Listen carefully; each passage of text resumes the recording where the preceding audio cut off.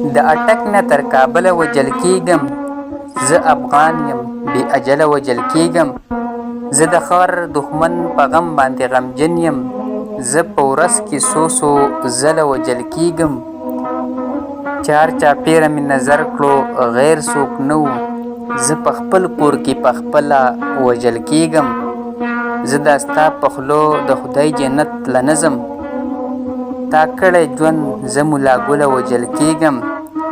خپل کردار بل ناکام فکر مې دښمن دی، که یو ورځ پاتې شم په بله وجل کېږم. نوم مې درکړو د اتل ځان مې بیدار کړو، ستا په خوښه به اتله وجل کېږم.